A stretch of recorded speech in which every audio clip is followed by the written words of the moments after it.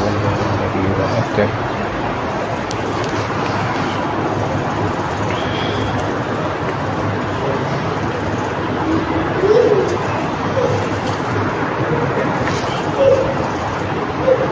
إن الحمد لله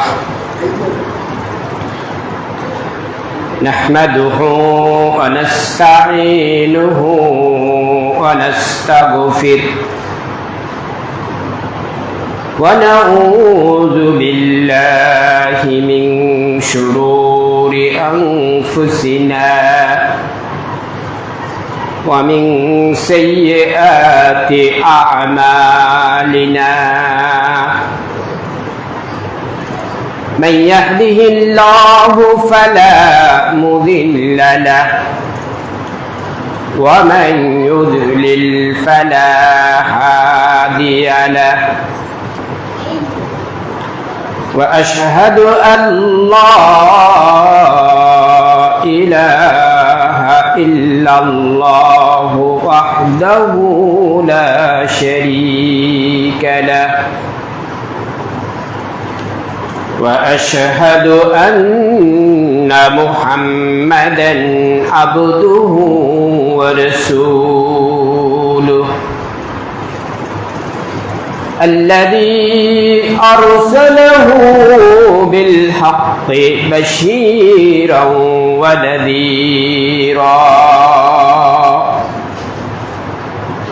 وداعيًا إلى الله بإذنه وسراجًا منيرًا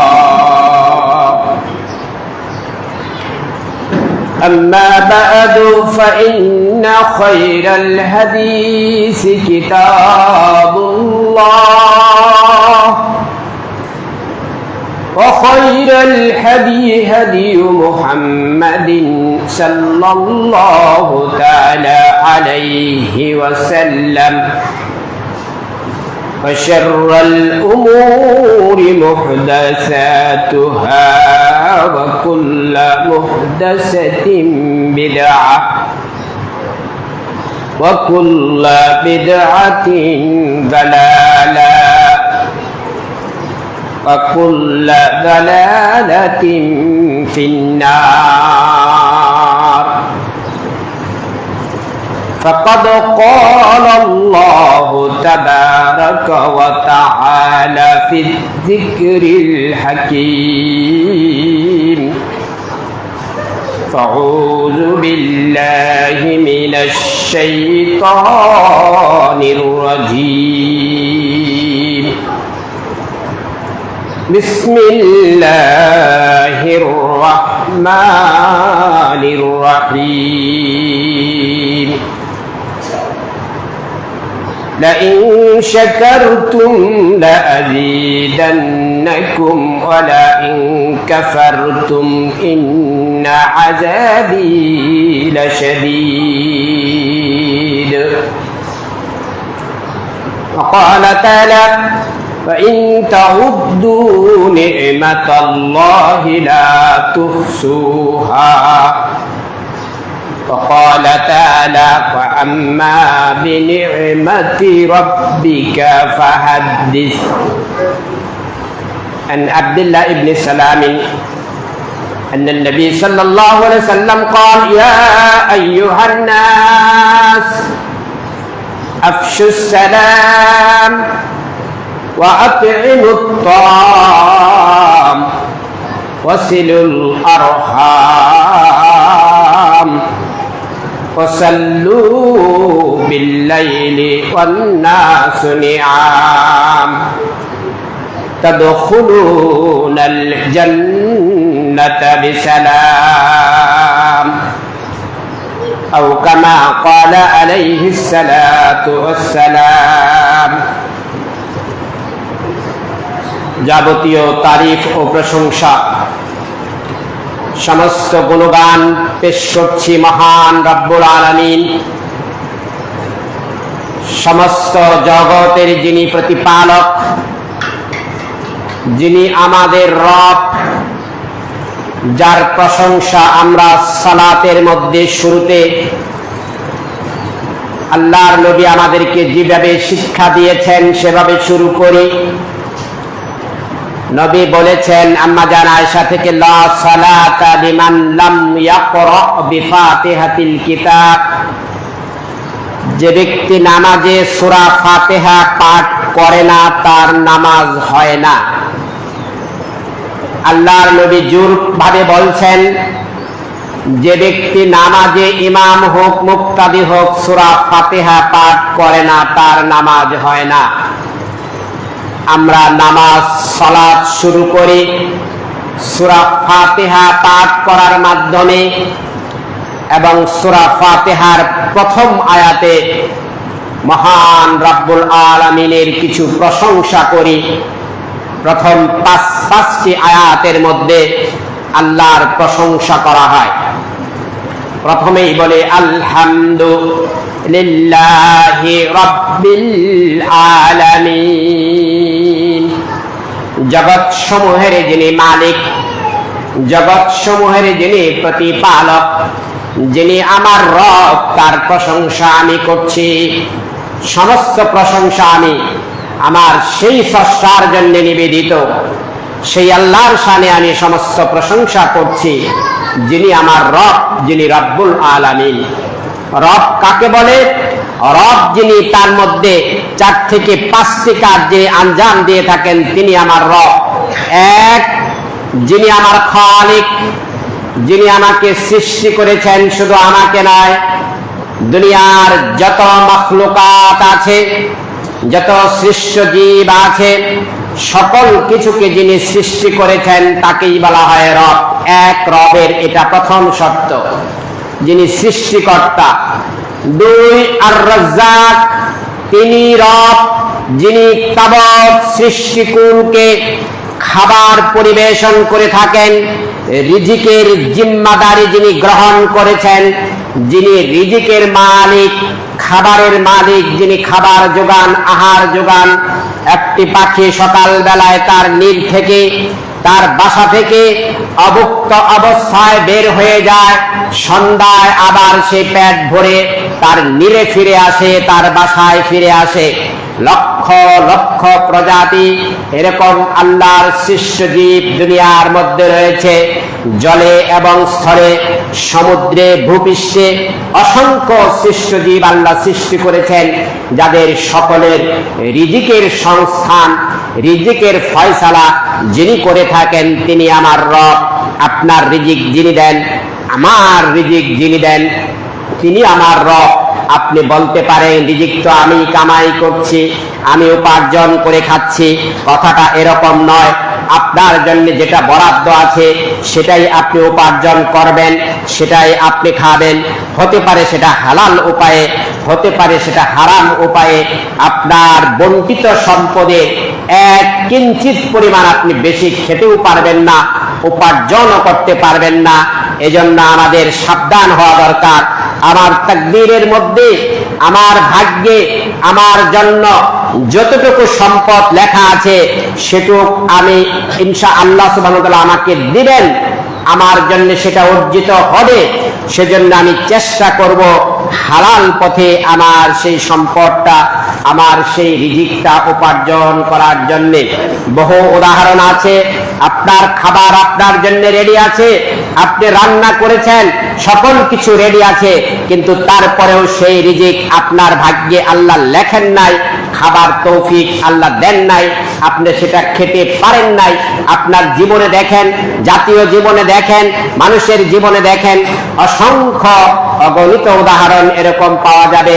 খাবার রেডি আছে, এমন বিপদ চলে আসছে, আপনি খাবার সুযোগ পেলেন না। আমাদের সাবেক পতিত সরকারের আপনি দেখেছেন, তার দুপুরের খাবার রেডি ছিল, রান্না রেডি ছিল, কিন্তু আল্লাহর পক্ষ থেকে সেটা ফয়সালা ছিল না, সেই খাবার আপনার তাকদীরে ছিল না। বহু উদাহরণ আমাদের জীবনেও, আমার জীবনেও ঘটেছে। রান্না করা খাবার আছে, টেবিলে বসেছি, এমন সংবাদ আসছে চলে যেতে হয়েছে, খাবারের সুযোগ হয় নাই। যেটুক রিজিক যিনি দেন এবং রিজিকের যোগান যিনি দেন, যিনি রিজিকের সন্ধান দেন, রিজিক যিনি আপনার ভাগ্যে লিখে রাখেন, তিনি আমার রব। এটা রাব্বুল আলামিনের দ্বিতীয় গুণ, হুয়ার রাজ্জাক। হুয়ার রাজ্জাকু, ইন্নাহু হুয়ার রাজ্জাকু যুল কুওয়াতিল মাতিন। আল্লাহ সুবহানাহু ওয়া তাআলা কোরআনুল কারীমের মধ্যে আল্লাহ যে রিজিক দেন এই কথাটা বুঝাবার জন্য অনেকগুলো তাকিদ এখানে এই আয়াতের মধ্যে ব্যবহার করছেন। ইন্নাহু হুয়ার রাজ্জাক, নিশ্চয়ই নিশ্চয়ই তিনি একমাত্র আল্লাহ যিনি সকলের রিজিকের ব্যবস্থা করে থাকেন। যুল কুওয়াত আল মাতিন, যিনি শক্তিশালী, যিনি পরাক্রমশালী আল্লাহ, কাউকে যিনি পরোয়া করেন না, কারো কাছে যাকে ধন্না দিতে হয় না, তার শক্তির সামনে সকল কিছু পরাভূত, তার শক্তির সামনে সকল কিছু পরাজিত। ইন্নাল্লাহা আলা কুল্লি শাইইন কাদির, নিঃসন্দেহে নিশ্চয়ই আল্লাহ সমস্ত কিছুর উপর ক্ষমতাবান, আল্লাহ মহান। এই আল্লাহর শ্রেষ্ঠত্ব আমরা সূরা ফাতিহা দিয়ে শুরু করি। রবের দ্বিতীয় গুণ হলো তিনি রাজ্জাক, তৃতীয় গুণ হলো তিনি মালিক, চতুর্থ গুণ হলো মুদাব্বিরুল আম। পৃথিবীতে যত কাজ হয়, যত সিদ্ধান্ত হয়, যত আইন চলে, যত বিধান চলে, সকল বিধানের যিনি স্রষ্টা, বিধান যিনি তৈরি করেন, যিনি এই পৃথিবীকে পরিচালনা করেন, চন্দ্র সূর্যকে যিনি পরিচালনা করছেন, গ্রহ নক্ষত্রকে যিনি পরিচালনা করছেন, এই পৃথিবীকে জল এবং স্থলকে যিনি পরিচালনা করছেন, তিনি আমার রব। রবের এটা সর্বশেষ ক্রাইটেরিয়া, সর্বশেষ গুণ মুদাব্বিরুল আম। সকল বিষয়কে তিনি হ্যান্ডেলিং করে থাকেন, সব কিছু তার হুকুমের মাধ্যমে চলে। যেই আল্লাহ রাব্বুল আলামিনের হুকুমে দুনিয়ার তাবৎ সৃষ্টি চলতেছে, তিনি আমার রব, আমি তারই প্রশংসা করছি। আলহামদুলিল্লাহ, দুরূদ সালাম পেশ করছি শ্রেষ্ঠ নবী সাইয়্যিদুল মুরসালিন খাতামুন নবিয়্যিন রাহমাতুল লিল আলামিন মুহাম্মাদুর রাসূলুল্লাহ সাল্লাল্লাহু তাআলা আলাইহি ওয়া আলিহি ওয়া সাল্লামের প্রতি।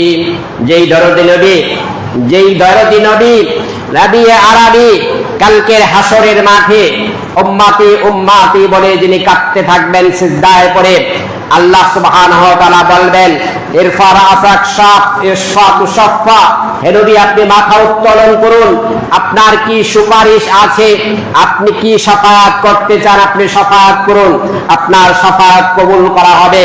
আল্লাহর নবী যখন সূরা দুহার মধ্যে বলছেন আল্লাহ আপনাকে এমন কিছু দেওয়া হবে, হে নবী আপনি সন্তুষ্ট হয়ে যাবেন, নবী তখন বলেছিলেন আমার একটা উম্মত জাহান্নামে থাকা পর্যন্ত আমি সন্তুষ্ট হব না। কালকের কিয়ামতের মাঠে আমার শেষ উম্মতকে জাহান্নাম থেকে বের করা পর্যন্ত আমি আল্লাহর কাছে সুপারিশ করতে থাকব।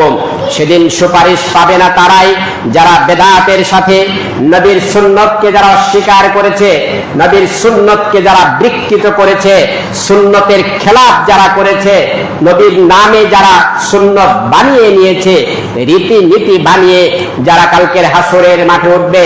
নবী যখন হাউজে কাউসারে যখন পানির পেয়ালা নিয়ে আল্লাহর নবী অসংখ্য ফেরেশতাদের সামনে নিয়ে দাঁড়িয়ে থাকবেন, আল্লাহর নবীর উম্মতগণ আসতে থাকবে, ফেরেশতারা ব্যারিকেড সৃষ্টি করে দিবে। আপনারা জানেন সেই হাদিস, নবী বলবেন এরা তো আমার উম্মত, তাদেরকে আসতে দিচ্ছ না কেন? ফেরেশতারা জবাব দেবে ইয়া রাসূলুল্লাহ আপনার ইন্তেকালের পরে এরা গায়্যিরু দীনাকুম, আপনার দ্বীনকে তারা পরিবর্তন করে ফেলেছিল, তারা দ্বীনের মধ্যে নতুন কিছু সৃষ্টি করেছিল, ধর্মের মধ্যে তারা বেদাত আবিষ্কার করেছিল, বেদাত সৃষ্টি করেছিল। সেদিন নবী তাদেরকে বলবেন সুহুকান সুহুকান লিমান গায়্যারা বাদি, তোমরা দূর হয়ে যাও, তোমরা দূর হয়ে যাও, যারা আমার দ্বীনকে পরিবর্তন করেছো, যারা দ্বীনের মধ্যে নতুন সৃষ্টি নিয়ে এসেছো, তারা দূর হয়ে যাও। আজকের হাউজা কাউসারের পানি আমার সুপারিশ তাদের জন্য নয় যারা বেদাতি, যারা বেদাত করেছিল। আজকে আমরা সহিহ আকীদার কথা বলি, আজকে আমরা মানহাজের কথা বলি, সালফে সালেহিনদের কথা বলি।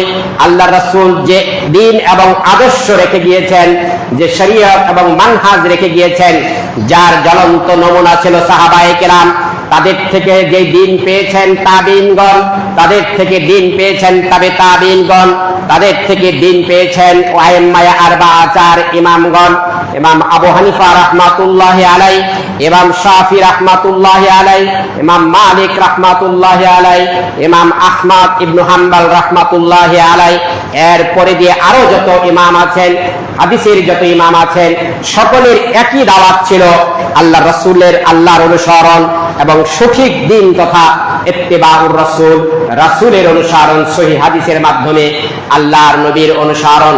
এটা যদি না থাকে, বেদাত যদি থাকে, নেক আমল, বেদাত নেক আমলকে নষ্ট করে দেয়। শিরক যেমন ঈমানকে নষ্ট করে দেয়, তদ্রূপ ভাবে বেদাত নেক আমলকে নষ্ট করে দেয়। বেদাত করলে আমল কবুল হয় না। আজকের এই মসজিদ সহিহ আকীদার উপর প্রতিষ্ঠিত। এটা এত্রাঞ্চলের জন্য, এই এলাকাবাসীর জন্য, কুষ্টিয়াবাসীর জন্য আমরা মনে করব এটা একটা বড় নিয়ামত। এখান থেকে সহিহ আকীদার কথা উচ্চারিত হয়, এখান থেকে সহিহ সুন্নাহর কথা উচ্চারিত হয়। সঠিক দিন এখানে আসলে উলামায়ে কেরাম যারা খতিব আছেন তাদের বয়ানে সহিহ দিনটাকে, সহিহ আকীদা কোনটা, মূল তাওহীদটা কি, শিরকটা কি, বেদাতটা কি, সমাজে প্রচলিত বেদাতগুলো কি কি, এগুলো আস্তে আস্তে পর্যায়ক্রমে ধরিয়ে দেওয়ার এখানে চেষ্টা করা হবে। বেদাতগুলো সাধারণত হয় কোন জায়গায়? জন্মকেন্দ্রিক বেদাত, মৃত্যুকেন্দ্রিক বেদাত, বিবাহ কেন্দ্রিক বেদাত, জানাজা কেন্দ্রিক বেদাত, সালাত কেন্দ্রিক বেদাত, যতগুলো বড় বড় ইবাদত আছে এগুলোর মধ্যেই শয়তান এই কাজগুলো ঢুকিয়েছে, যাতে উম্মতকে কিভাবে, শেষ নবীর উম্মতকে কিভাবে পথভ্রষ্ট করা যায়। শয়তানের আর কোনো অস্ত্র নাই, ওই বেদাতি অস্ত্র। এটা দিয়ে যদি সে ঢুকিয়ে দিতে পারে, সারাদিন কোরআন তেলাওয়াত করলো, শেষে এমন কিছু বললো, ওই বেদাতটার কারণে তার তেলাওয়াতের সওয়াবটা চলে গেল। সে সালাত পড়তেছে ঠিকই, কিন্তু সালাতের কাইফিয়ত রাসূল বলেছেন, সাল্লু কামা রাআইতুমুনি উসাল্লি, যেভাবে আমাকে নামাজ পড়তে দেখো ঠিক সেভাবেই তোমরা নামাজ পড়ো। রাসূলের নামাজ, আমরা তো রাসূলকে দেখিনি, যারা দেখেছেন তারা বর্ণনা দিয়েছেন। সাহাবায়ে কেরাম দেখেছেন, সাহাবা থেকে তাবিঈনগণ দেখেছেন। সূত্র পরম্পরায় সহিহ হাদিসগুলোতে আল্লাহ রাসূলের সালাতের কাইফিয়ত, রাসূলের সালাতের পদ্ধতি বর্ণিত হয়েছে, কিতাবাদি লেখা হয়েছে। অনেক কিতাব আমাদের আহলে হাদিসের আলেমগণ লিখে গিয়েছেন রাসূলুল্লাহ সাল্লাল্লাহু আলাইহি সাল্লামের সালাত, এবং আরেকজন লিখেছেন জাল হাদিসের কবলে রাসূলুল্লাহ সাল্লাল্লাহু আলাইহি সাল্লামের সালাত।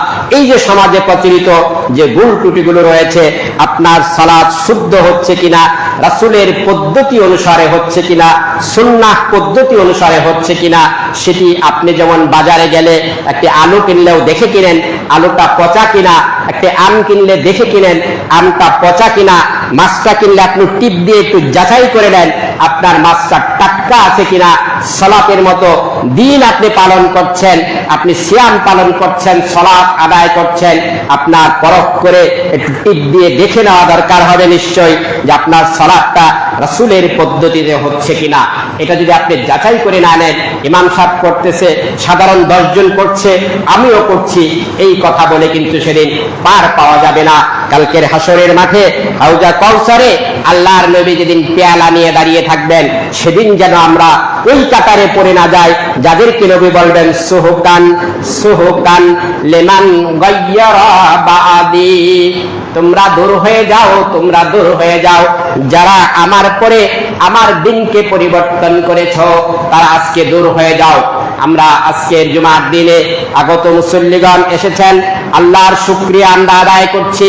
নবী মুহাম্মদ রাসূলুল্লাহ সাল্লাল্লাহু তাআলা আলাইহি ওয়াসাল্লামের উপর লাখ কোটি দুরূদ ও সালাম পেশ করছি। অতঃপর আজকের জুমার সংক্ষিপ্ত আলোচনা যে আয়াতগুলো পড়েছি, আল্লাহর নিয়ামত, আল্লাহর নিয়ামতের শুকরিয়া আমাদেরকে কিভাবে করতে হবে, এটার উপর 2-4টি কথা বলে সংক্ষিপ্ত খুতবা শেষ করব। মা তৌফিকি ইল্লা বিল্লাহ। আল্লাহর নবীকে আল্লাহ সুবহানাহু ওয়া তাআলা সূরা জুহার মধ্যে বলছেন, ওয়া আম্মা বিনি'মাতি রাব্বিকা ফাহাদ্দিস, হে নবী আপনার উপর আল্লাহর যে নিয়ামত, কি নিয়ামত দিয়েছেন, সূরার শুরু থেকে আরম্ভ করে অনেকগুলো কসম করে, দিবসের এই মধ্যাহ্নের কসম করে আল্লাহ তার নবীকে বুঝাইয়া দিচ্ছেন, ওয়াদ-দুহা ওয়াল-লাইলি ইযা সাজা, এইভাবে অনেকগুলো আল্লাহর নবীর জীবনের কথাগুলো স্মরণ করছেন। আপনি তো এতিম ছিলেন, আমি সেখানে আপনাকে লালন পালনের ব্যবস্থা করেছি, আপনি তো পথ খুঁজে পাচ্ছিলেন না কোন দিকে যাবেন, আপনাকে সরল পথের সন্ধান দিয়েছি, সুতরাং এতিমকে ধিক্কার দিবেন না, এই করবেন না, ওই করবেন না, কেউ যদি আপনার কাছে সাহায্য চায় তাকে ফিরিয়ে দেবেন না, আপনার প্রতি আপনার রবের যে নিয়ামত আছে সেটার শুকরিয়া আদায় করুন।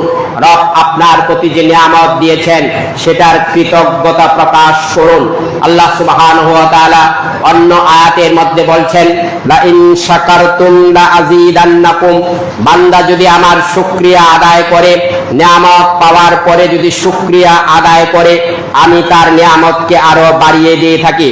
ওয়া ইন কাফারতুম ইন্না আযাবি লাশাদীদ, আর যদি শুকরিয়া আদায় না করে নাফরমানি করে থাকে, অনেক উদাহরণ আছে কুরআনুল কারীমের মধ্যে, সূরা কাহাফ পাবেন, অনেক ঘটনা আছে, বিভিন্ন হাদিসের মধ্যেও ঘটনা আছে আল্লাহর নবীর নাফরমানি করার কারণে, আল্লাহর নাফরমানি করার কারণে, তার নিয়ামতের শুকরিয়া আদায় না করার কারণে কোরআনে কাচ্চিচ্ছা বর্ণনা করা আছে।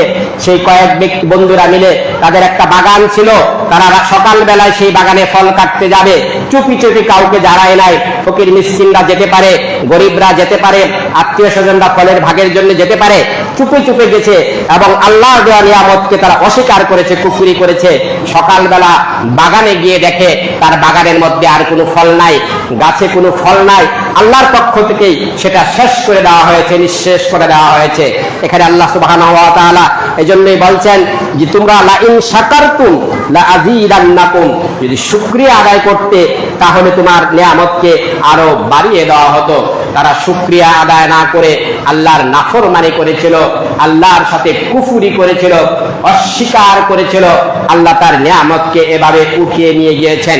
অনেক আছে লম্বা মুসলিম শরীফের হাদিসের মধ্যে কিভাবে শুকরিয়া হলে আল্লাহ যে নিয়ামতকে বাড়িয়ে দেন। এক সাহাবী বলছেন, আমি রাস্তা দিয়ে হাঁটতেছিলাম, পথ দিয়ে মাঠের মধ্যে দিয়ে যাচ্ছি, শুনতে পাচ্ছি সাউতান ফিস সিহাব, ওই যে উপরে আকাশে একটা মেঘমালা চলে যাচ্ছে, ওখান থেকে আওয়াজ হচ্ছে, আসকি হাদিকাতা ফুলান, হে মেঘমালা তুমি এটাকে নিয়ে অমুকের বাগানে বর্ষণ করো। সাহাবী এই কথাটা শুনছে, সাহাবী বলছেন আমি উপরের দিকে তাকিয়ে দেখি একটি আওয়াজ আসছে। কি আওয়াজ? আসকি হাদিকাতা ফুলান, উপরে একটা মেঘমালা, একটা মেঘের ছায়া আছে, এই ছায়াটাকে লক্ষ্য করে কে যেন বলছেন, আজকে হাদিকাতা ফুলান, এই তোমার বৃষ্টিটা অমুকের বাগানে নিয়ে বর্ষণ করো। মেঘটা ওদিকে যাচ্ছে, সাহাবী বলছেন আমিও মেঘের পিছনে পিছনে দৌড়ায় যেতে লাগলাম, আমিও যাচ্ছি, মেঘটাও যাচ্ছে, আমিও যাচ্ছি। যে দেখলাম কিছুক্ষণ যাওয়ার পরে একটা বাগানের মধ্যে ওই মেঘটা বৃষ্টি আকারে বাগানের মধ্যে বর্ষিত হলো। বলছেন আমি শুনেছিলাম অমুকের নাম, যে সাহাবী বলছেন যে আমি নামটি শুনলাম, আজকে হাদিকাতা ফুলান, অমুকের নামে বাগানে তুমি, হে পানিটা, হে বৃষ্টি তুমি অমুকের বাগানে যে বর্ষণ করো। চতুর্দিকে কোনো বৃষ্টি নাই, একমাত্র তার বাগানে যাই বৃষ্টিটা পড়তেছে। আমি দৌড়িয়ে গিয়ে বাগানের মালিককে খুঁজে বের করলাম, বললাম মা ইসমুকি আখি, ও ভাই তোমার নাম কি? বলছে আমার নাম দিয়ে তুমি কি করবে, আমার নাম তো আব্দুল্লাহ। বলছে এজন্যই আমি জিজ্ঞেস করেছি, আমি যখন এই মনের মধ্যে ছিলাম, মাঠে ছিলাম, ওই যে আসমান থেকে আমি একটা আওয়াজ শুনেছি, কে যেন এই মেঘমালাকে লক্ষ্য করে বলতেছে আজকে হাদিকাতা ফুলান, অমুকের বাগানে যে এই পানিটা বর্ষণ করো। আমি দেখতে চাই আপনার নাম আর যে নাম আসমানে বলা হয়েছিল এই নাম ঠিক আছে কিনা। বলছে নাম তো ঠিক আছে, আমার নামও আব্দুল্লাহ, সেখানে আব্দুল্লাহর কথাই বলা হয়েছে। বলছে মাজা তাসনা, আপনি এমন কি আমল করেন যে আল্লাহর পক্ষ থেকে কোনো জায়গায় বৃষ্টি নাই, একমাত্র অল্প একটু বৃষ্টি আপনার বাগানে দেওয়ার জন্য আসমান থেকে ফয়সালা হয়ে গেল এবং বৃষ্টিটা এসে আপনার বাগানেই পড়লো, এমন কি আমল আপনি করেন? ওই ব্যক্তি বাগানের মালিক বলছে আমার এখান থেকে যে ফসল উৎপন্ন হয়, যে সম্পদ, যে ফলমূল আমরা পাই, এটাকে আমি 3 ভাগে ভাগ করি। 1 ভাগ আমি আল্লাহর রাস্তায় দান করে দেই, 2য় ভাগ আমি আমার সন্তান সন্ততি সহ আমরা নিজেরা খাই, 3য় ভাগ আসলুদ, যেটা এটা আমি আবার এই বাগানের মধ্যে আমার ফসল ফলানোর জন্য এখানে আবার ব্যয় করি। এই 3 ভাগে আমি ভাগ করে আমার এইভাবে আমি চলে আসতেছি। আমি শুরু থেকে, আমার জীবনের শুরু থেকে আমার এই বাগানকে কেন্দ্র করে, এটাই আমার বরকতের জায়গা, এখান থেকে যে আমার যা উৎপন্ন হয় এটাকে আমি 3টা ভাগে ভাগ করে রাখি। 1 ভাগ আমি আত্মীয় স্বজন, ফকির মিসকিন এদের মধ্যে বিলিয়ে দিয়ে দেই। 1 ভাগ আমার সন্তান আদি আমার পরিবারের খরচের জন্য তাদের কাছে জন্য আমি রেখে দেই, আর 1 ভাগ বিক্রি করে আমি আবার বাগানের মধ্যে সেটা ইনভেস্ট করি, এই বাগানের জন্য আমি পরিচর্যায় কাজে লাগাই। এইভাবেই আমি করছি। ওই সাহাবী শুনে বললেন, তোমার এই বন্টননামা অত্যন্ত চমৎকার, আল্লাহ সুবহানাহু ওয়া তাআলা এটা কবুল করেছেন। ওই যে লা ইন শাকারতুম লাযিদান্নাকুম, আল্লাহর শুকরিয়া আদায় করার এটাই মাধ্যম। আল্লাহ আপনাকে যে সম্পদ দিচ্ছেন, আপনাকে যে সম্পদ আল্লাহ দান করেছেন, তার একটা অংশ সব সময় আল্লাহর রাস্তায় রাখতে হবে। যদি আপনি রাখতে পারেন, করিয়ে দিচ্ছেন। আল্লাহ বলছেন, আফারা আইতুম মা তুমনুন আআনতুম তাখলুকুনাহু আম নাহনুল খালিকুন। আল্লাহ বলছেন, আফারা আইতুম মা তুমনুন, তুমি কি লক্ষ্য করে দেখো না? হে মানুষ, তোমরা কি একটু চিন্তা করে দেখো না? মা তুমনুন, তোমার ভিতর থেকে যে বীর্যটা বের হচ্ছে, যেখান থেকে আমি মানব সৃষ্টি করি, আনতুম তাখলুকুনাহু, এটা কি তুমি সৃষ্টি করতে পারো? আম নাহনুল খালিকুন, নাকি আমি বানাইতে পারি? এই সৃষ্টি করার ক্ষমতা কে রাখে? তুমি যে একটি মানব তৈরি করছো, তুমি স্বামী স্ত্রীর মিলন ঘটছে, তোমার বীর্য থেকে একটি মানুষ তৈরি হয়ে যাচ্ছে, একটি সন্তান তৈরি হয়ে যাচ্ছে। আল্লাহ সুবহানাহু ওয়া তাআলা সূরা ওয়াকিয়ার মধ্যে মানুষকে লক্ষ্য করে প্রশ্ন করছেন, আফারা আইতুম, তুমি কি দেখো না? মা তুমনুন, যে বীর্যটা তোমার থেকে বের হয়, আনতুম তাখলুকুনাহু, এটা কি তুমি সৃষ্টি করো? আম নাহনুল খালিকুন, নাকি আমি সৃষ্টি করি?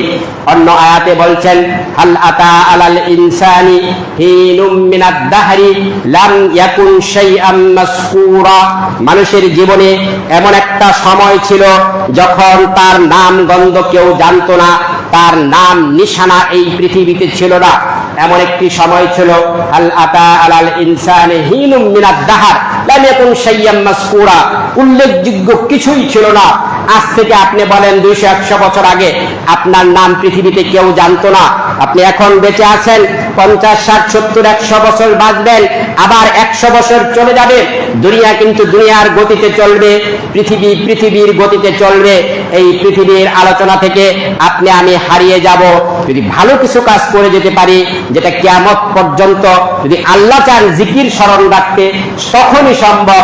যেমন ইমাম বুখারী, যেমন ইমাম শাফি, যেমন ইমাম মালিক, তাদের নাম চলে আসছে, থাকবে, কিন্তু আপনি আমার নাম 100-200 বছর পরে আর সময় পাওয়া যাবে না, কেউ খোঁজ দিবে না, কেউ চিনবেই না। লাম ইয়াকুন শাইআম মাসকুরা, আগেও যেমন ছিল না, পরেও এরকম থাকবে না। আল্লাহ বলছেন, ইন্না খলাকনাল ইনসানা মিন নুতফাতি আমশাজ, আমি মানুষকে সৃষ্টি করেছি নুতফাতে আমশাজ, এমন বীর্য, কি জমাট বীর্য থেকে, স্বামী এবং স্ত্রীর জমাট বীর্য থেকে আমি মানুষকে সৃষ্টি করেছি। নাবতালিহি, পরীক্ষা করার জন্যে, মানুষকে আমি পরীক্ষা করার জন্যে এইভাবে সৃষ্টি করেছি। ফাজআলনাহু সামিআম বাসীরা, তার মধ্যে আমি বড় দুইটা গুণ দিয়েছি। 1, সে শুনতে পায়, 2, সে দেখতে পায়। এই দুটা আল্লাহর সবচেয়ে বড় নিয়ামত। অন্য আয়াতের মধ্যে আরো কয়েকটা নিয়ামতের কথা বলা হয়েছে, আরো কয়েকটা নিয়ামতের কথা বলা হয়েছে। কি নিয়ামত? আল্লাহ আপনাকে আমাকে বিবেক দিয়েছেন। যারানা লিজাহান্নামা কাসীরাম মিনাল জিন্নি ওয়াল ইনস লাহুম কুলুবুন লা ইয়াফকাহুনা বিহা ওয়া লাহুম আ'য়ুনুন লা ইবসিরুনা বিহা ওয়া লাহুম আযানুন লা ইয়াসমাউনা বিহা উলাইকা কাল আনআম বাল হুম আবাল। এখানে তিনটা গুণের তিনটা নিয়ামতের কথা বলা হয়েছে। 1, মানুষকে আশরাফুল মাখলুকাত, আল্লাহ বিবেক দিয়ে সৃষ্টি করেছেন, কল্প দিয়েছেন, ভালো মন্দ যাচাই করার শক্তি আপনার আছে। 2, আপনাকে দেখার জন্য চক্ষু দিয়েছেন, এটা অত্যন্ত বড় নিয়ামত। 3, আপনাকে শোনার জন্য কান দিয়েছেন, এটা তৃতীয় নিয়ামত। এই তিনটাকে যারা কাজে না লাগায়, আল্লাহ তাদেরকে চতুষ্পদ জন্তুর সাথে তুলনা করেছেন। উলাইকা কাল আনআম বাল হুম আদাল, চতুষ্পদ জন্তু, কুকুর, শৃগাল, এরা তো ভালো, এর চেয়েও খারাপ। একটা কুকুর প্রভু ভক্ত হয়, তাকে খাওয়াইলে সে প্রভুর কাছে থাকে, প্রভুকে পাহারা দেয়, মালিককে পাহারা দেয়। কিন্তু মানুষ তার চেয়েও নিকৃষ্ট।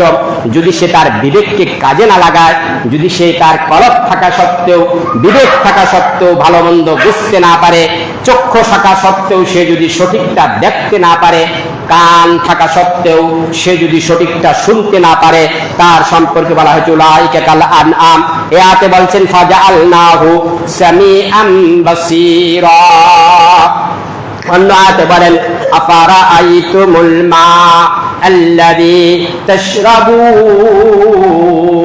আল্লাহ দ্বিতীয় আরেকটা নিয়ামতের কথা স্মরণ করছেন, সূরা ওয়াকিয়ার মধ্যে আছে আফারাআইতুমুল মা আল্লাযী তাশরাবুন। ও বান্দা, তুমি কি লক্ষ্য করে দেখো না তোমার জন্য, তোমাকে পান করার জন্য আমি পানি দান করেছি, পানি, ওয়াটার, পানি। আল্লাহ পানির দিকে একটু নজর দিতে বলছেন। দেখেন তো, আপনার আমার জীবনের জন্য, মানুষের জীবনের জন্য, প্রাণীকুলের জন্য, প্রাণী জগতের জন্য, উদ্ভিদ জগতের জন্য, আল্লাহর সৃষ্টি জগতের জন্য পানির গুরুত্ব কত বেশি, পানির গুরুত্ব কত বেশি। পানি ছাড়া আপনি চলতেই পারবে না। কি করবো আমরা পানি ছাড়া? আমি ময়লা পরিষ্কার করতে পারবো না, আমি তৃষ্ণা মেটাতে পারবো না, আমার শরীর চলবে না, আমার দেহে পানি আছে, পানি ছাড়া আমি চলবে না। আল্লাহ যেন বলছেন আফারাআইতুমুল মা আল্লাযী তাশরাবুন আনতুম আনজালতুমুহু। এই পানি কি তুমি বানাও? আনতুম আনজালতুমুহু, পানি কি বান্দা তোমরা বানাও? আম নাহনুল মুনজিলুন, নাকি পানি আমি অবতরণ করি? আল্লাহ কোত্থেকে অবতরণ করেন? আসমান থেকে। আল্লাহ বলছেন এই পানি আমি আসমান থেকে অবতরণ করি, মাটিতে পড়ছে, মাটি থেকে এই পানি শোষণ করে মাটি তার লেয়ারে, পানির লেয়ারে নিয়ে পানিকে আল্লাহ সুবহানাহু ওয়া তাআলা তার ঐশী কৌশলে সেটাকে জমা রাখছেন মাটির নিচে। আপনি আমি ডিপ টিউবওয়েল বসিয়ে, সেলো মেশিন বসিয়ে, সাবমার্সিবল টিউবওয়েল বসিয়ে নিচের থেকে পানিটা আমি তুলতেছি। আল্লাহ সুবহানাহু ওয়া তাআলা বলছেন এই পানি তো তুমি নাজিল করো না, আমি আসমান থেকে নাজিল করি, এরপরে এটা জমিনের ভিতরে যায়, সেখান থেকে তুমি আমি তুলে নিয়ে আমরা সেই পানিটা খাচ্ছি।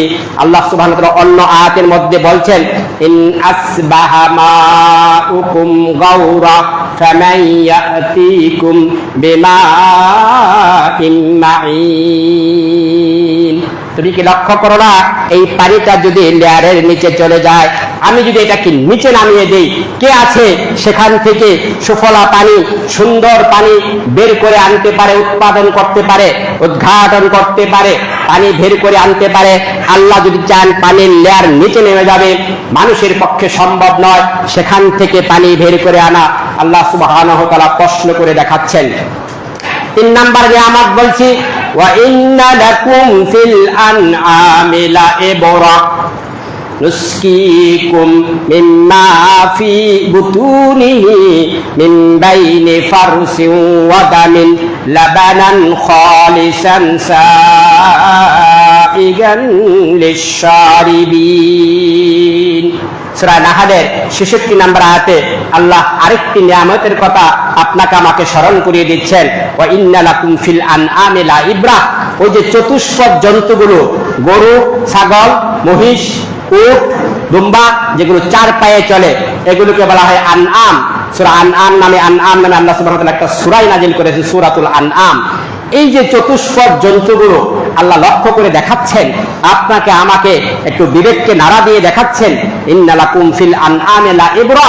মানুষ, তোমাদের জন্য এই চতুষ্পদ জন্তুর মাঝে এখানে উপদেশ গ্রহণ করার অনেক কিছু আছে, এর মধ্যে উপদেশ গ্রহণ করার অনেক কিছু আছে, তোমার শিক্ষার অনেক কিছু আছে। আল্লাহ সুবহানাহু ওয়া তাআলা ওই যে সূরা গাশিয়ার মধ্যে আমরা পড়ি কাইফা খুলিকাত, কিভাবে মানুষ কি উটের দিকে তোমরা দেখো না, তোমরা কি উটের দিকে একটু লক্ষ্য করে দেখো না আমি কিভাবে উটকে সৃষ্টি করেছি, মরুভূমিতে কিভাবে বালুকাময় জায়গা, গরম জায়গা, সেখানে উট কিভাবে পানিটা নিজের মধ্যে স্টক করে কিভাবে মাইলের পর মাইল সেভাবে উট চলছে, এটা কি তোমরা লক্ষ্য করে একটু দেখো না? আফালা ইয়ানজুরুনা ইলাল ইবিলি কাইফা খুলিকাত, তুমি কি দেখো না উটের দিকে একটু তাকিয়ে কিভাবে আমি উটকে সৃষ্টি করেছি? আর এখানে চতুষ্পদ জন্তু, গরু, ছাগল, মহিষ, ভেড়া, উট, দুম্বা, এগুলোর কথা আল্লাহ বলছেন। ওয়া ইন্না লাকুম ফিল আনআমি লাইবরা নুসকিকুম মিম্মা ফি বুতুনিহি। আল্লাহ বলেন আমি পান করাই তোমাদেরকে মিম্মা ফি বুতুনিহি, ওই চতুষ্পদ জন্তুর পেটের মধ্যে যা আছে সেখান থেকে আমি তোমাদেরকে পান করাই। কি? মিন বাইনি ফারাসিন ওয়া দামিন, তাদের গোবর এবং তাদের রক্ত, এই দুটার মাঝখান থেকে আমি এমন কিছু পানীয় তোমার বান্দার জন্য বের করে আনি যেটা লাবানান খালিসান সাইগান লিশারিবিন। লাবানান খালিসান, বিশুদ্ধ দুধ। বিশুদ্ধ দুধ বলছেন একদিকে আছে গোবর, আরেক দিকে আছে রক্ত, পেটের ভিতরে স্টমাকে খাদ্য খাচ্ছে, ঘাস খাচ্ছে গরুটা, এই ঘাস থেকে একদিকে গোবর হয়ে যাচ্ছে তার স্টমাকে দিয়ে, কিছু অংশ দিয়ে রক্তে চলে যাচ্ছে। আল্লাহ কুরআনুল কারীমে এই আয়াত সূরা নাহলের মধ্যে বলছেন একদিকে গোবর আরেক দিকে রক্ত, দুটাকে আমি পার্থক্য করে পৃথক করে রক্তকে রক্তের নালীতে আমি ঢুকিয়ে দিচ্ছি, গোবরকে আমি যেদিক দিয়ে বের করা দরকার সেদিক দিয়ে বের করে দিচ্ছি। দুটার মাঝখান থেকে আশরাফুল মাখলুকাতের জন্য সবচেয়ে বিশুদ্ধ খাবার, সবচেয়ে বেশি নিউট্রিশন আছে, সবচেয়ে বেশি উপাদান আছে, খাদ্যের সকল উপাদান যার মধ্যে পাওয়া যাবে এরকম একটি খাবার, সেটা হলো দুধ। এই দুধকে আমি ওখান থেকে বের করে আনতেছি। এটা কি তুমি লক্ষ্য করে দেখো না? শিক্ষা। আল্লাহ সুবহানাহু ওয়া তাআলা এইভাবে আপনাকে আমাকে প্রশ্ন করছেন, লাবানান খালিসান সাইগান লিশারিবিন, যেটা খেয়ে মানুষ তৃপ্তি অনুভব করতে পারে। দুধ এমন একটি খাবার, অন্য খাবার যদি নাও থাকে শুধু দুধ খেয়ে থাকা যায়। ওর মধ্যে খাদ্যের সকল উপাদান আছে, খাদ্যের সকল উপাদান দুধের মধ্যে আছে। একজন মানব সন্তান পৃথিবীতে আসছে, জন্ম নিয়েছে, তার প্রথম খাবার দুধ, এবং ডাক্তাররা বলে 6 মাস পর্যন্ত বুকের দুধ খাবে, অন্য কোনো খাবার দরকার নেই। ওই একটার মধ্যেই আপনি ভিটামিন বলেন, মিনারেল বলেন, যা কিছু দরকার সব আল্লাহর মধ্যে দিয়ে রেখেছেন, সব আছে ওর মধ্যে। অনুরূপ ভাবে একটা ছাগলের বাচ্চা, একটা গরুর বাচ্চা, একটা উটের বাচ্চা, সে যখন আসতেছে তার খাবার কোথায় আছে আল্লাহ সুবহানাহু ওয়া তাআলা সেখানে ফিট করে রেখেছেন। সাইগান লিশারিবিন,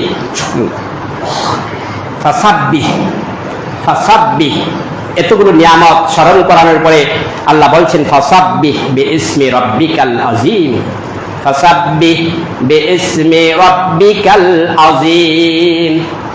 হে বান্দা, তুমি তোমার সে মহান প্রভু যিনি তোমাকে এইভাবে এত সুন্দর সুন্দর নিয়ামত দিয়ে, এত সুন্দর সুন্দর ফলমূল দিয়ে, এত সুন্দর পৃথিবী দিয়ে, তোমাকে এত নাজ ও নিয়ামত দিয়ে সৃষ্টি করলেন, এত অবদান তোমার পিছনে দিলেন, তোমাকে যে আল্লাহ এত কিছু দান করলেন, ফাসাব্বিহ, তুমি তার একটু প্রশংসা করো, তার প্রশংসা করো। আল্লাহ প্রশংসা করলে খুশি হয়ে যান, আল্লাহ সুবহানাহু ওয়া তাআলা প্রশংসা করলে খুশি হয়ে যান।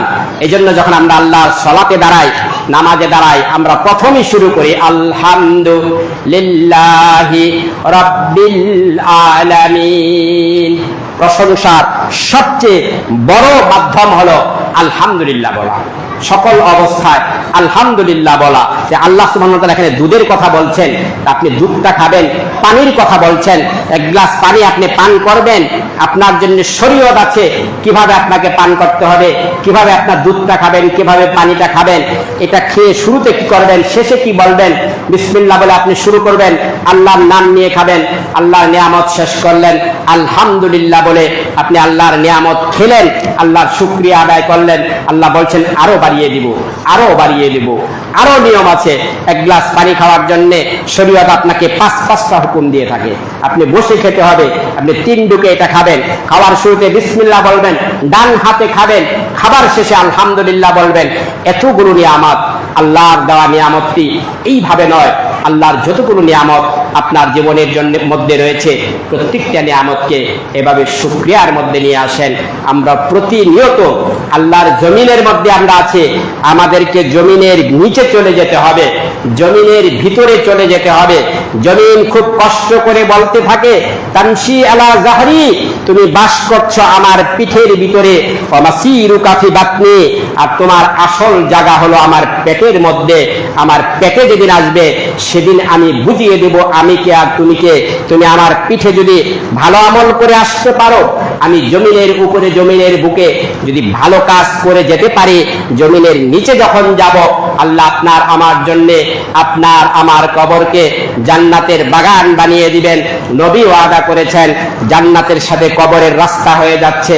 জান্নাতের পোশাক, আপনি যে কাফন পরিয়েছিলেন, আল্লাহ সুবহানাহু ওয়া তাআলা ফেরেশতাকে ডেকে বলবে, আমার এই প্রিয় বান্দা সে আমলে সালেহ করে আমার এবং আমার নবীর ইত্তেবা করে দুনিয়া থেকে এসেছে, তার ওই কাফনের কাপড় নয়, তাকে জান্নাতি পোশাক পরিয়ে দাও। তার জন্য আল্লাহ সুবহানাহু ওয়া তাআলা ফেরেশতাকে বলে জান্নাতের পোশাক নিয়ে আসবেন, বলবে জান্নাতের বিছানা তার জন্য বিছিয়ে দাও। ফেরেশতারা তখন তার কবরের মধ্যে পাহারাদার হিসাবে দাঁড়িয়ে থাকবে। মাঝখানে মাথার দিকে ফেরেশতা দাঁড়িয়ে আছে, বনকার নিকির ফেরেশতা আসতেছে, বলছে প্রশ্ন আমাকে করতে হবে। বলছে তুমি কে? বলবে আমি কোরআন তেলাওয়াত। আমি কোরআন তেলাওয়াত। এই বান্দা রাত দিন আমাকে রাত জেগে জেগে কোরআন তেলাওয়াত করেছে, আজকে কোনো প্রশ্ন থাকলে আমাকে করো। আমি কোরআন তেলাওয়াত তাকে রক্ষা করার জন্য তার কবরে আছি। মাঝখান থেকে ফেরেশতা আসার চেষ্টা করবে, সেখানে আরেক ফেরেশতা দাঁড়িয়ে আছে, বলছে তুমি কে? বলছে আমি দান ও সাদাকা। আমি দান ও সাদাকা। এই ব্যক্তিটি দুনিয়ার জীবনে তার অর্জিত হালাল সম্পদ থেকে আল্লাহর রাস্তায় মসজিদ মাদ্রাসায় দান খয়রাত করেছিল। আমি সেই ফেরেশতা দানের জিম্মাদারি নিয়ে আজকে তার কবরের মাঝখান বরাবর আমি দাঁড়িয়ে আছি। কোনো প্রশ্ন থাকলে আমাকে করতে হবে। আমি দাঁড়ানো অবস্থায় এই মাইয়েতের কাছে আসা যাবে না। আমি দানের ফেরেশতা হয়ে তার কবরের মাঝখানে দাঁড়িয়ে আছি। ফেরেশতা চেষ্টা করবে পায়ের দিক থেকে ঢোকার জন্য, পায়ের দিকে আরেক ফেরেশতা দাঁড়িয়ে আছে, বলবে তুমি কে? বলবে আমি সেই ফেরেশতা। এই বান্দাটি হেঁটে হেঁটে মসজিদে গিয়েছিল, এই আমলটি, এই আমল করার জন্য আল্লাহ আমাকে পাঠিয়েছেন। হেঁটে হেঁটে মসজিদে নামাজ পড়ার জন্য গিয়েছে, সে মসজিদ নির্মাণ করেছে, হেঁটে হেঁটে মসজিদে নামাজ পড়েছে। আমি সেই ফেরেশতা তার পায়ের দিকে দাঁড়িয়ে আছি, তাকে কোনো কষ্ট দেওয়া যাবে না। দেখুন আপনার জীবনের সাথে মিলে আপনি এই তিনটি আমল কবরে আযাব থেকে বাঁচার জন্য, আপনার কবরে ফেরেশতাকে পাহারা দেওয়ার জন্য যেই তিনটা আমল আল্লাহর নবী শিখালেন, এই তিনটা আমল আপনার আমার জীবনে আছে কিনা? 1 কোরআন তেলাওয়াত, 2 দান ও সাদাকা, এবং 3 মসজিদে আসা, হেঁটে হেঁটে মসজিদে আসা, মসজিদের সাথে সম্পর্ক রক্ষা করা। আল্লাহ সুবহানাহু ওয়া তাআলা আমাদের সবাইকে এই আমল আল্লাহর নবীর এই হাদিসের উপর আমরা যেন কবরের আযাব থেকে বাঁচতে পারি, আমরা যেন প্রতিনিয়ত আল্লাহর দেওয়া নিয়ামতের শুকরিয়া আদায় করতে পারি। সর্ব অবস্থায় আপদে বিপদে, যখনই বিপদ আসলেও আগে আলহামদুলিল্লাহ, তারপর ইন্না লিল্লাহ। আর বিপদে আসলেও আগে আলহামদুলিল্লাহ, তারপর ইন্না লিল্লাহ।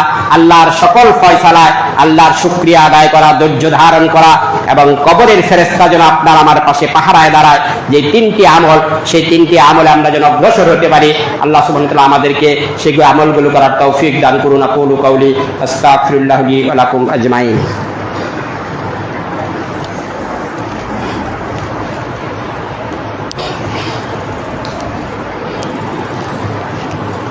إن الحمد لله نحمده ونستعينه ونستغفره ونعوذ بالله من شرور أنفسنا ومن سيئات أعمالنا. من يهده الله فلا مضل له ومن يضلل فلا هادي له. وأشهد أن لا إله إلا الله وحده لا شريك له وأشهد أن محمدا عبده ورسوله. أما بعد فقد قال الله تبارك وتعالى في القرآن المجيد: أعوذ بالله من الشيطان الرجيم. إن الله وملائكته يصلون على النبي يا أيها الذين آمنوا صلوا عليه وسلموا تسليما. اللهم صل على محمد وعلى آل محمد كما صليت على إبراهيم وعلى آل إبراهيم إنك حميد مجيد. اللهم بارك على محمد وعلى آل محمد كما باركت على إبراهيم وعلى آل إبراهيم إنك حميد مجيد.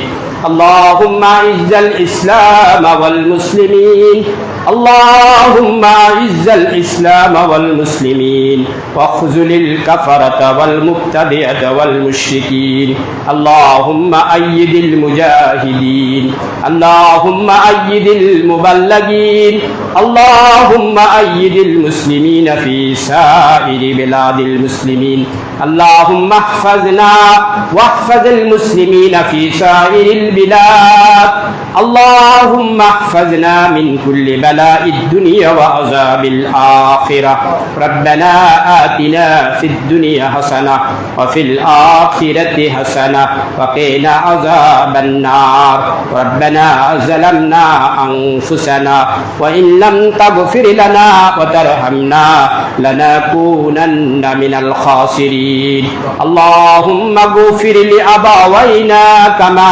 ربونا صغيرا رب ارحمهما كما ربياني صغيرا رب اغفر لي ولوالدي وللمؤمنين يوم يقوم الحساب تقبل منا إنك أنت السميع العليم وتب علينا إنك أنت التواب الرحيم عباد الله اتق الله إن الله يأمر بالعدل والإحسان وإيتاء ذي القربى وينهى عن الفحشاء والمنكر والبغي يعظكم لعلكم تذكرون فاذكروا الله العظيم يذكركم